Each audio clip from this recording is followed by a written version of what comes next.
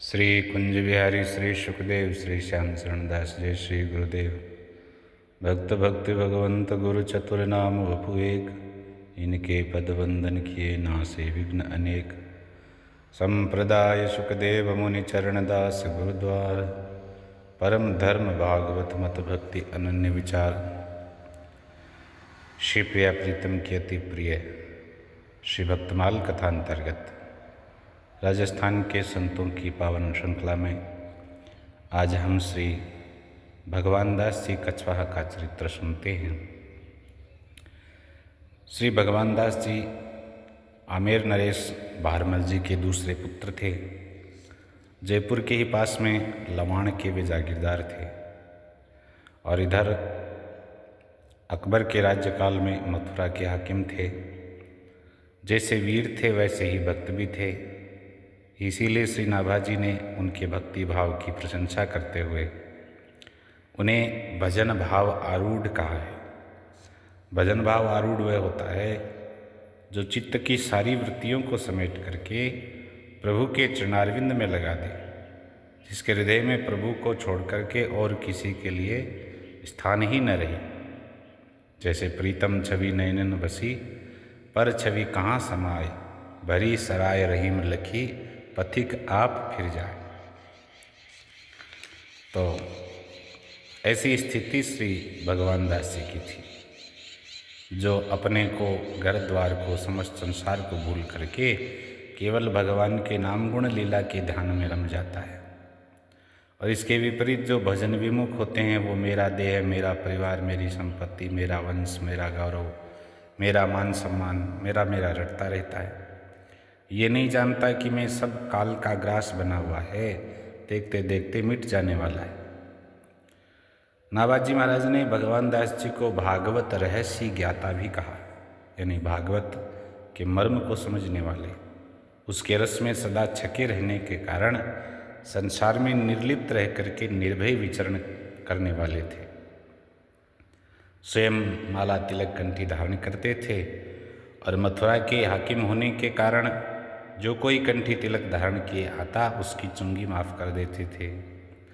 यहाँ तक कि कई बार यवन भी कंठी तिलक धारण करके आते तो बिना चुंगी दिए निकल जाते थे।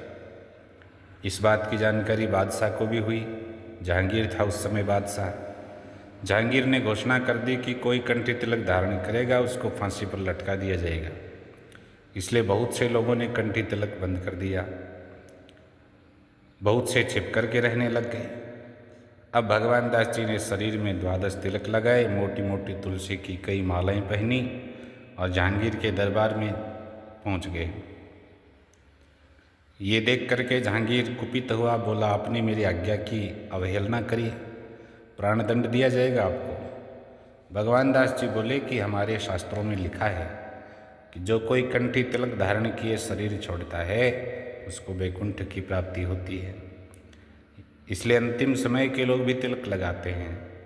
तो मैं वैकुंठ यात्रा पर जाने से पहले ये समझ लो कि अंतिम संस्कार के लिए तैयार होकर के आया हूँ। उन्हें भगवान दास जी की देह गेह पद मर्यादा मान सम्मान का मोह बिल्कुल नहीं था उनको। इसलिए जहांगीर ने जब हिंदू धर्म के प्रति यह कुठाराघात किया, उन्हें हिंदू धर्म की रक्षा के लिए अपने प्राणों की आहुति देने का निश्चय करने में देर नहीं लगी और इसीलिए वो पहुंच गए। तब जहांगीर ने भी कहा कि ठीक है भगवान दास जी, आपकी धर्मनिष्ठा से मैं प्रसन्न हूँ, अब तुम्हें क्या चाहिए। भगवान दास जी बोले यदि आप प्रसन्न हैं तो एक तो मुझे मथुरा का ही वास दे, मथुरा से बाहर मुझे न भेजें। प्रजा की चुंगी का भार बहुत ज़्यादा है, ये हटाएं, और जिन्हें कंठी तिलक धारण करने के कारण आपने गिरफ्तार किया है उनको सबको छोड़ें। ऐसा जहांगीर ने कर दिया।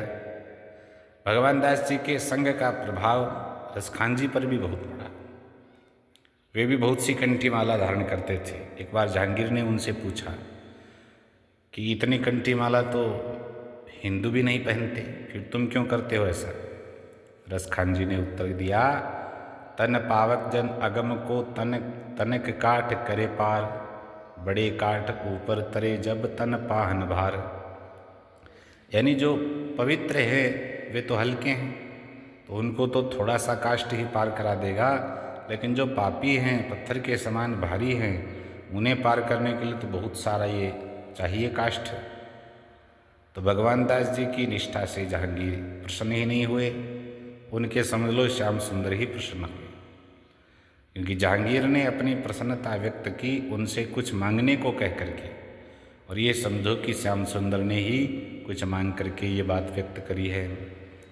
श्याम सुंदर जी भक्त को दे करके उतना निहाल नहीं होते हैं या निहाल नहीं करते हैं उसे जितना मांग करके करते हैं, क्योंकि वे मांगते उसी से हैं जिसको अपना समझते हैं, जिससे प्यार करते हैं।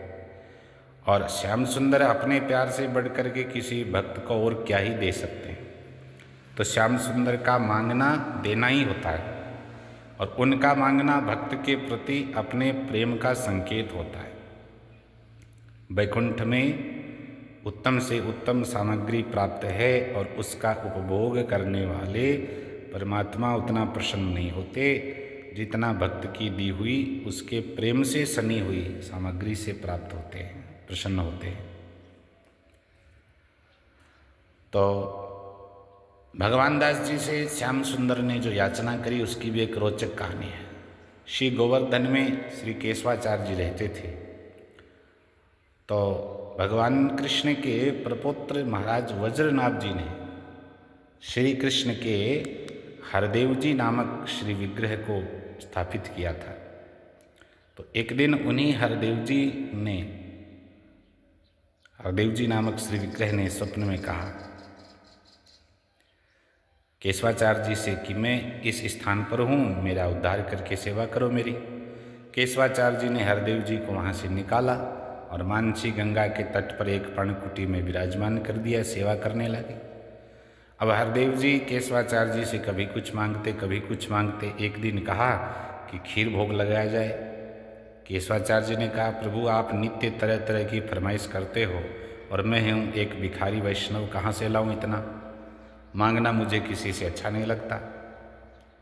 हरदेव जी ने कहा तुम किसी से मत मांगो, लेकिन जो अपने आप आ जाएगा उसको स्वीकार भी करना, अस्वीकार मत कर देना। ठीक है, आज के 7वें दिन राजा भगवान दास यहाँ तुम्हारे पास आएंगे। वे मंदिर बनवाने की बात भी कहेंगे और सेवा पूजा भी अच्छी तरह से चले इसकी व्यवस्था करने की बात करेंगे, तो उनको करने देना। अब इधर भगवान दास जी से स्वप्न में हरदेव जी आकर के बोले कि मैं गोवर्धन में हूँ, केशवाचार्य जी के प्रेम के कारण प्रकट हो गया हूँ, लेकिन तुम महामंदिर बनवाओ और मेरे भोगराग की समुचित व्यवस्था करो। भगवान दास जी ने गोवर्धन में हरदेव जी का लाल पत्थर का सुंदर मंदिर बनवाया, भोगराग का प्रबंध किया। आज भी वह मंदिर है। भगवान दास जी को महान वीर और परम भक्त होने के कारण ही इतिहास में बांके राजा की उपाधि दी गई है। उनके वंशधर भी बांकावत कहलाते हैं आज भी। 4 पुत्र थे उनके, उनमें श्री अखेराज बड़े भक्त थे, और श्री नाभाजी ने भी छप्पे 117 में जिन भक्त राजाओं के नाम लिए हैं उनमें अखेराज का भी नाम लिया है। जय जय श्री सुखदेव, जय जय श्री राधे।